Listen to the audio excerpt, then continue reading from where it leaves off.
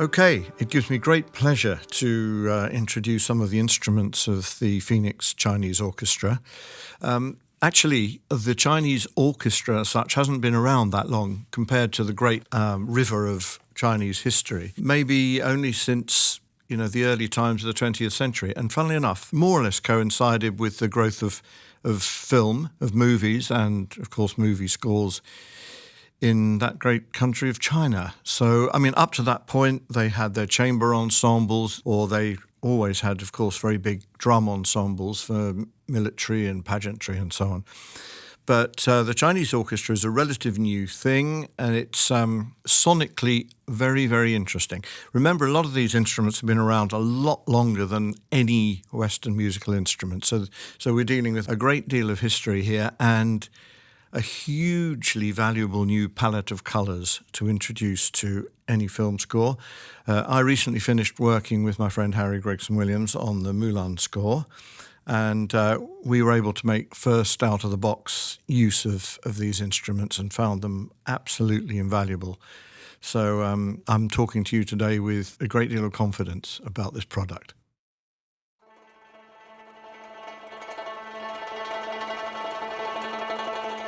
The Guzheng. This is one of the oldest Chinese instruments and one that symbolises the sound of China more than almost any other. It has been around in more or less its current form for well over 2,000 years, and notated music for it has been around for many centuries too. It is tuned to a pentatonic scale, that is 5 strings per octave, although through multiple retunings you can of course record a full chromatic scale and play it with these Chinese orchestral instruments.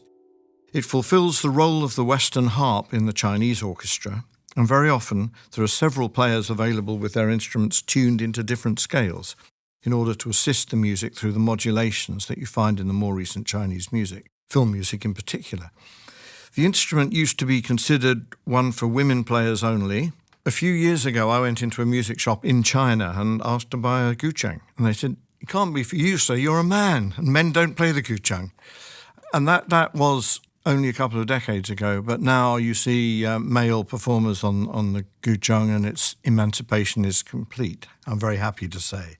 The instrument has incredible qualities of projection. The construction of the resonating body of the instruments, the nylon-wound steel strings, formerly just silk like the Japanese koto, which were softer sounding, and these very strong plectra attached to the fingertips. The instrument is famous for really wide pitch bends, a very distinctive vibrato,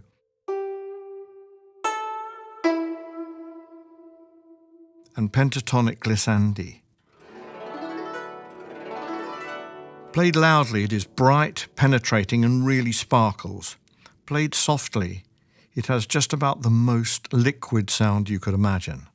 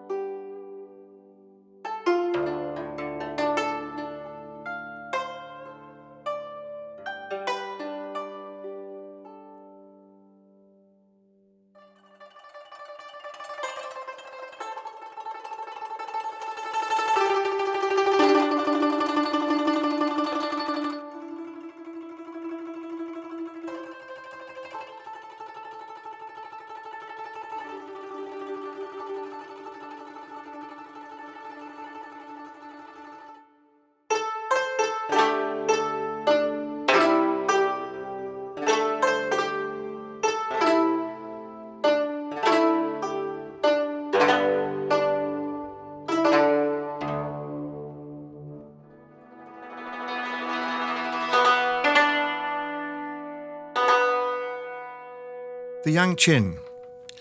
Now this instrument is a very practical one. The name originally translated as foreign zither, it now means acclaimed zither, as it has been completely naturalized into Chinese music. It arrived along the Silk Road from Persia, probably around 500 years ago, as a santur.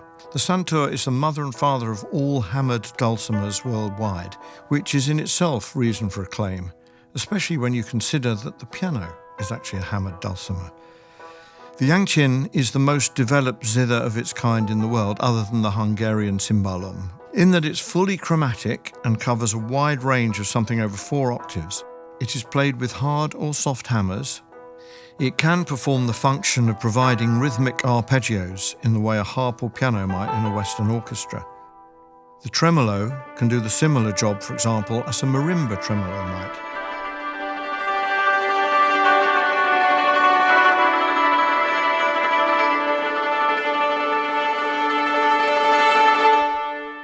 Whilst being, of course, perfectly capable of carrying a tune. It is, along with the Guzheng, one of the most popular accompanimental instruments in Chinese chamber and orchestral music.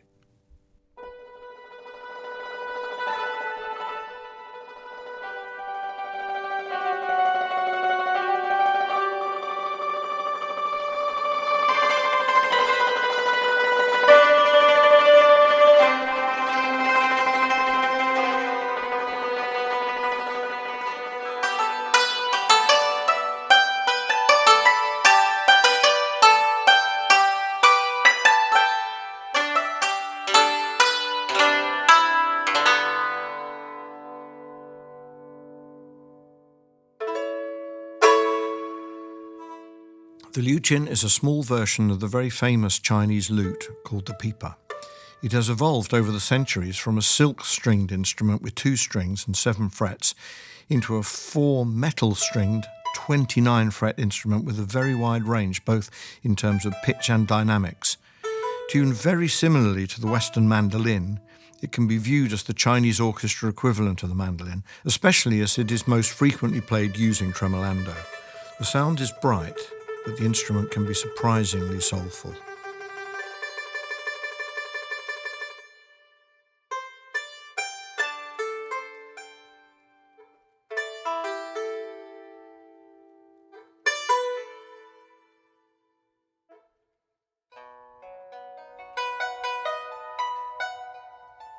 One of the greats of Chinese music, the pipa has an amazing history. It has been around, hardly altered since biblical times. Sophisticated music in the form of tablature survives from over 10,000 years ago, long before there was any notated music in the West. The instrument of emperors and court for much of its history, its name is a simple bit of onomatopoeia, as it describes the 2 slightly different sounds of the upstroke and the downstroke of the plectrum on the string. The modern pipa is fully chromatic and is capable of very wide pitch bends and exaggerated vibrato. For the player, there is a plectrum attached to each finger of the right hand, so quite amazing full chord tremolando is possible and very common. It's as Chinese as the Great Wall and Confucius, a fantastic and completely unique colour to weave into your multicoloured Chinese tapestry.